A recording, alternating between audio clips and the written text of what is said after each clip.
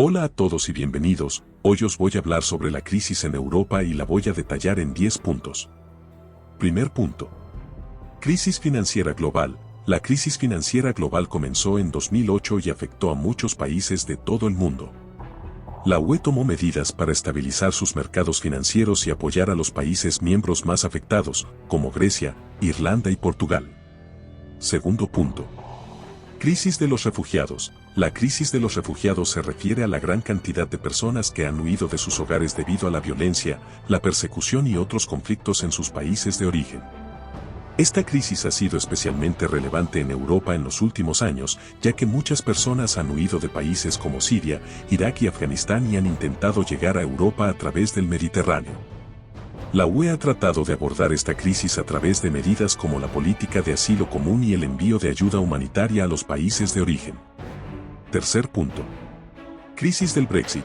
El Brexit fue el proceso por el que el Reino Unido se retiró de la Unión Europea. El Reino Unido votó a favor de la salida de la UE en un referéndum en 2016 y finalmente se retiró de la UE el 31 de enero de 2020. El Brexit ha sido un proceso complicado y ha generado mucha incertidumbre y preocupación en el Reino Unido y en la UE. La UE ha tratado de minimizar los efectos del Brexit a través de negociaciones y acuerdos comerciales con el Reino Unido. Cuarto punto. Crisis sanitaria. La pandemia de COVID-19 ha sido una crisis sanitaria global que ha afectado a muchos países de la UE. La UE ha trabajado en conjunto con sus países miembros para abordar esta crisis, incluyendo la aprobación de medidas de emergencia y la coordinación de la respuesta a la pandemia. Quinto punto. Crisis política. En algunos países de la UE, se han producido crisis políticas debido a diferencias ideológicas o de intereses entre los partidos políticos. La UE ha tratado de apoyar a estos países y promover la estabilidad política a través de medidas como el diálogo político y el apoyo financiero. Sexto punto. Crisis económica. Algunos países de la UE han experimentado crisis económicas debido a factores como la alta deuda pública, el desempleo elevado y la falta de competitividad. La UE ha tratado de abordar estas crisis a través de medidas como la ayuda financiera y la implementación de reformas económicas y estructurales. Séptimo punto. Crisis de la democracia. En algunos países de la UE, se han producido crisis de la democracia debido a la violación de los derechos humanos, la corrupción o la violación de las normas democráticas.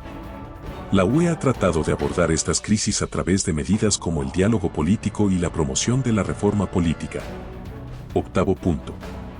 Crisis de los derechos humanos. En algunos países de la UE, se han producido crisis de los derechos humanos debido a la discriminación, la violencia o la violación de los derechos humanos. La UE ha tratado de abordar estas crisis a través de medidas como el diálogo político y la promoción de la reforma política. Noveno punto. Crisis medioambiental. La UE ha enfrentado crisis medioambientales debido a problemas como el cambio climático, la contaminación y la degradación del medio ambiente. La UE ha tratado de abordar estas crisis a través de medidas como la implementación de políticas medioambientales y la promoción de la sostenibilidad. Décimo punto. Crisis de la seguridad. La crisis en Ucrania ha sido un conflicto que se ha desarrollado en Ucrania desde 2014. El conflicto comenzó cuando el presidente de Ucrania, Viktor Yanukovych, abandonó el cargo y huyó del país después de protestas masivas en contra de su gobierno.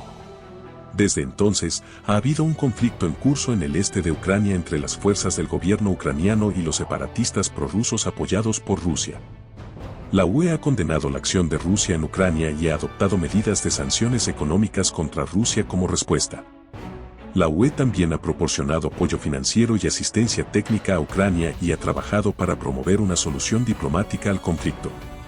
Además, la UE ha ofrecido su apoyo a Ucrania en su proceso de reforma y ha trabajado para fortalecer la democracia y el Estado de Derecho en el país.